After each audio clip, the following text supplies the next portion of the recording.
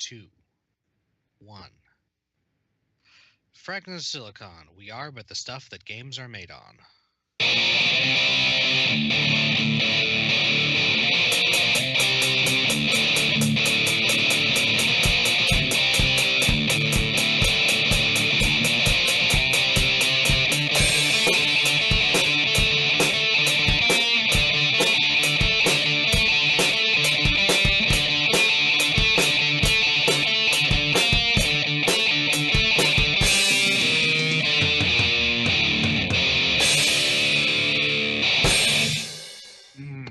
Good morning, and welcome to the first Fragments of Silicon Euro interview of the new year.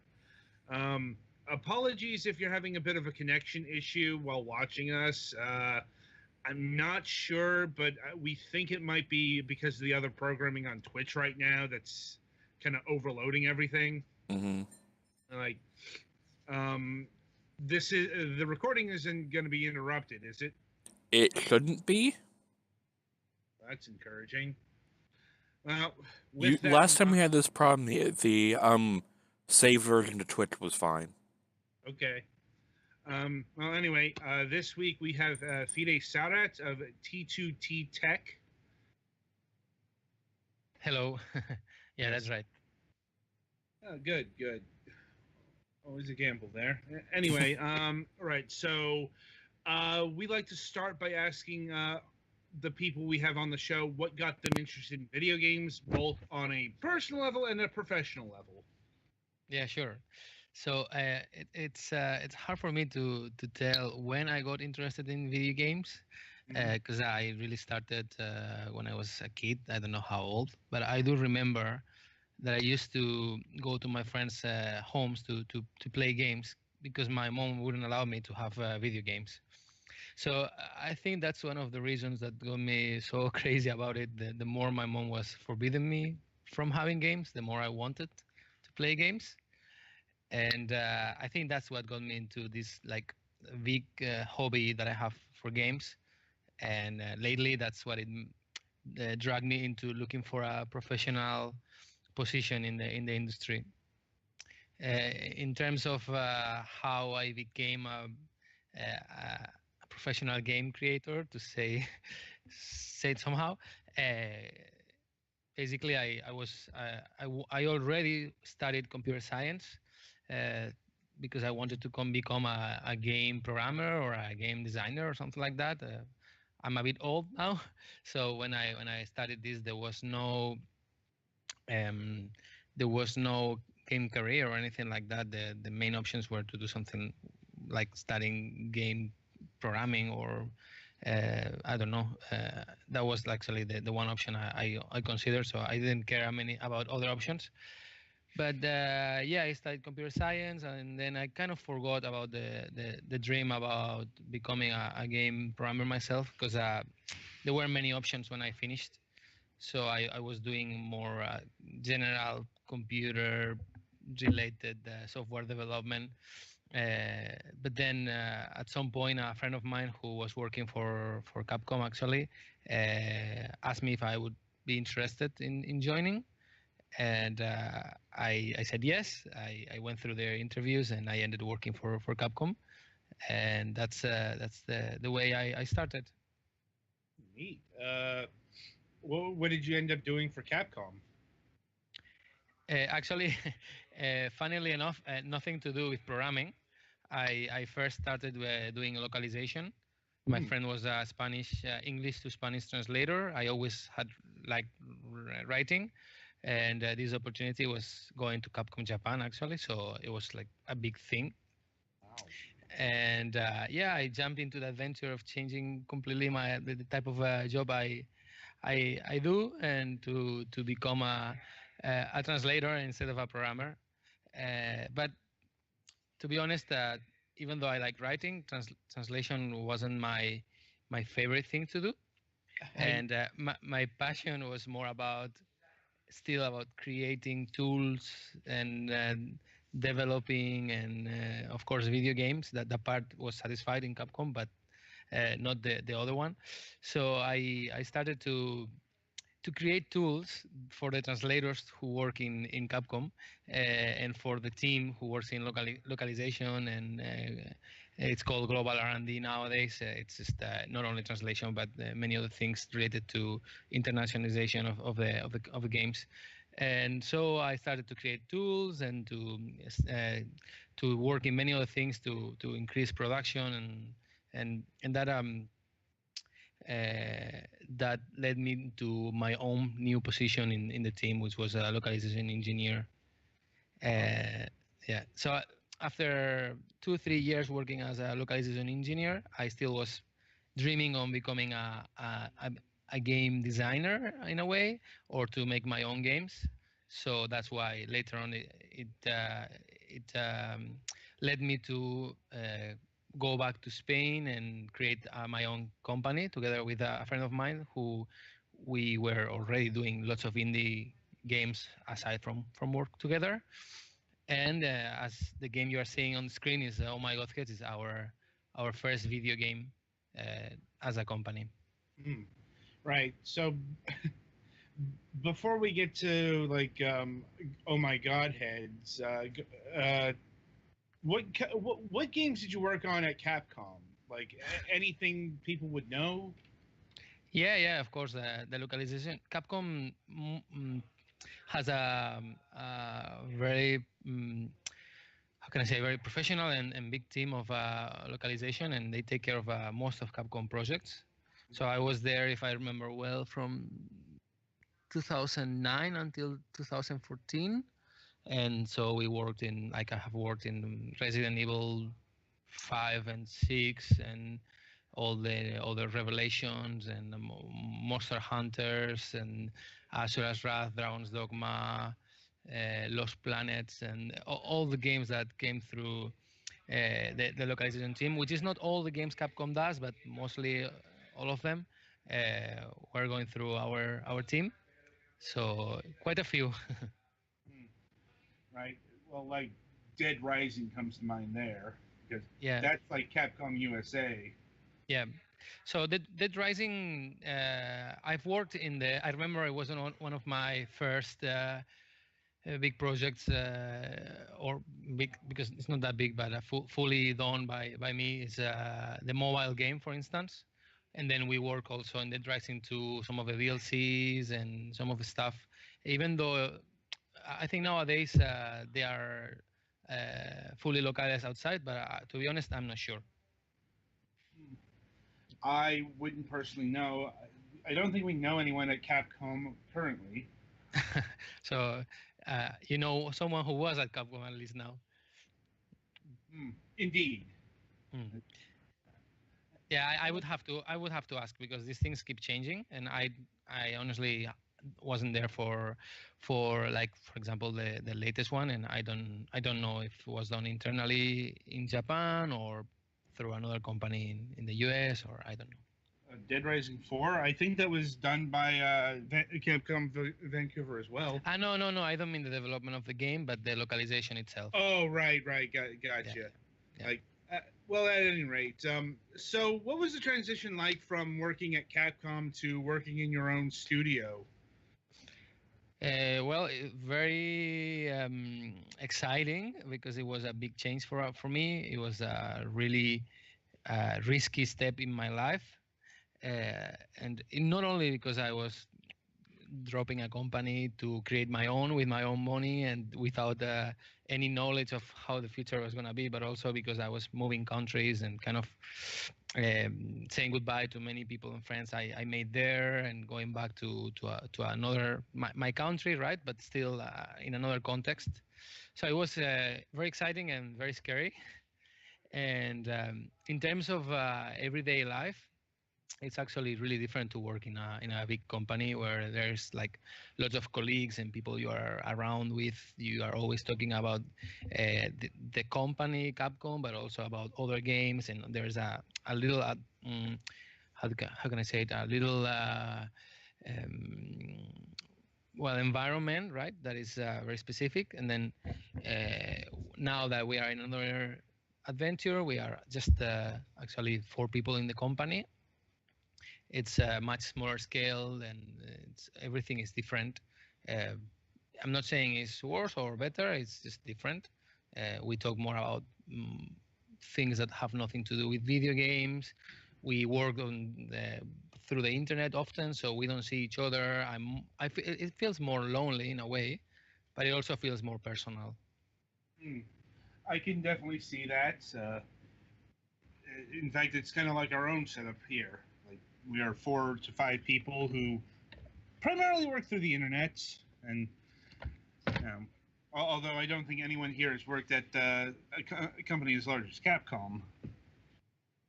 But at any rate, so Oh My Godheads, how did you come up with this kind of game? With a lot of brainstorming in a fun environment, let's say, having beers, the usual development. How can I say, start for silly indie games. We back in the day when I was working in Capcom, I was still participating in game jams and game design contests and doing little indie game projects with friends, and mostly just for fun, but always with the dream of doing something else. And back in I don't know, remember exactly when, but probably 2014 or 2013, we were playing a lot of multiplayer games with friends in the office in Japan, and we realized that there was a little space for couch multiplayer games, and they were fun to play, but also felt fun to make, because you could do all of sorts of crazy things, and it didn't really matter. So we started to brainstorm and to come with ideas for multiplayer games with nothing in mind, just whatever comes. And so we made a first prototype of a game that was about capturing the flag. It was just a giant trophy you have to capture and bring to your base, but with multiplayer, right? With local multiplayer. So instead of playing through the internet, everybody was sharing one space or an arena. And the game was fun. It was super simple, super ugly, and still fun. So we wanted to continue that, and we started a project. The original goal was to create a project that would last 6 months, and the thing got bigger and bigger, and that's how we ended with Oh My Godheads. The actual idea of Godheads, why Godheads, is just we realized that the trophy was having a lot of personality, and we wanted to make a trophy that will become harder to carry and affect gameplay in different ways. So someone suggested, why don't we put a face in the trophy and a big mouth, and when you have carried the trophy over 5 or 10 seconds, the trophy will eat you, right? And so we started thinking about this and how could we do it, and the game was about hunting and bringing these trophies to your base, and then somehow it all developed through these brainstorming sessions, into a more of an adventure type of game where the characters are stereotypical characters from 80s adventure movies, and what you're doing is treasure hunting, and what you have to carry is big heads from gods. Oh, that's certainly a concerted process. Did you run into any trouble with the name? I mean, because there are people out there who might object to the word God in the title and so on and so forth. No, it's been good. Some people have shown their concern about other people getting offended, but there's no. It's a very lightweight game. We have chosen things about God that are really respectful with religions, and especially we haven't selected any religion that is really easy to offend or just alive. Most of things are just ancient things, and we don't do anything risky in that sense. Right. I didn't think so, but it's like some people are just hair triggers and all that. Yeah, no, we are listening, and if someone has any complaint, we will try to adapt things. We were respectful from the beginning because we understand it's a very complex subject. But at the same time, we already selected things that are, funny and lightweight, and there's no message behind the game other than if you are interested in these gods, they are real. They are real creatures or gods from the past, from ancient religions, and you can study them and learn about them. And we would love to, if people from the game feel an interest through these myths and stories. But other than that, that's it. Fair enough. Fair enough. Let's see. So, how did the developments work between all of you? Like, what was your specific task and your partners? Sure. So basically, at the moment, we are 4 people in the company, and we have 2 artists and two programmers to say. The programmers is my colleague and I who own the company, and the artists are people who we hired later on.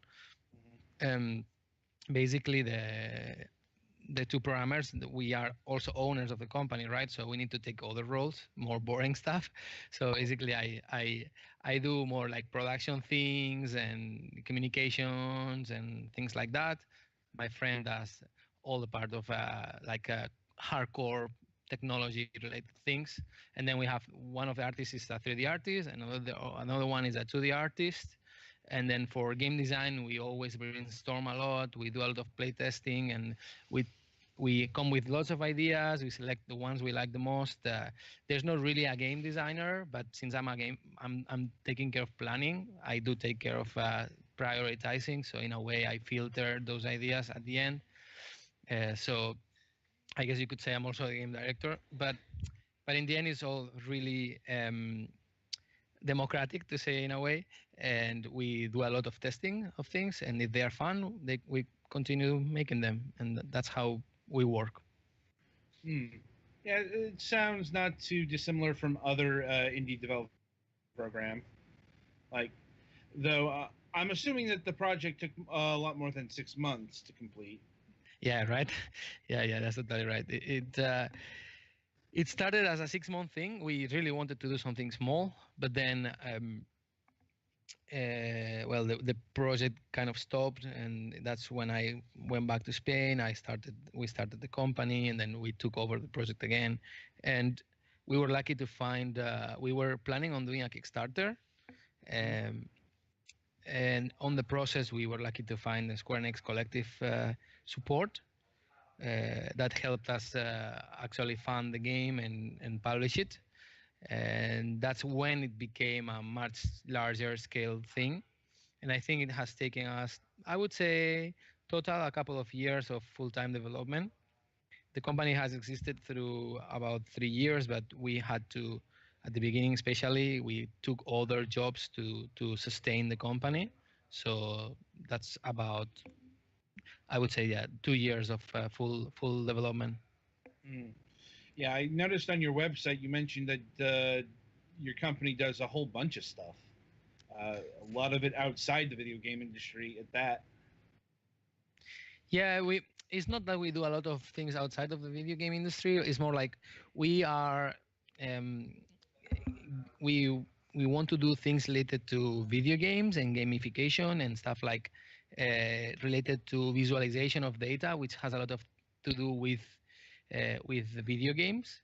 So we are happy to take projects like that, though we mainly take video game projects. The final goal of us is to have, we always say we have 2 legs, or try to have 2 legs. One is our game development in project where we make our own games, and through which one we keep learning and improving our technology.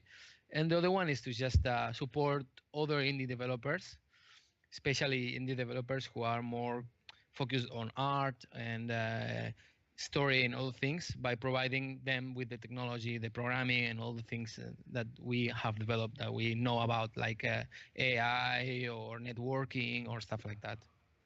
I see.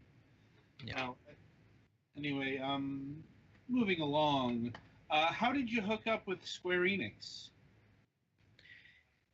Through their platform, they have the collective platform where people Right. can ask for feedback for their game projects, and basically, as I said, we were planning on doing a Kickstarter, and back in the day, their platform was mainly focused on gathering feedback about your game as a Kickstarter project. So we wanted to, it was a moment where Kickstarter was becoming more and more complex. Lots of projects were there, and we wanted to learn and optimize the campaign, and also listen to what people have to say about the project, because we were happy to adapt it to the public.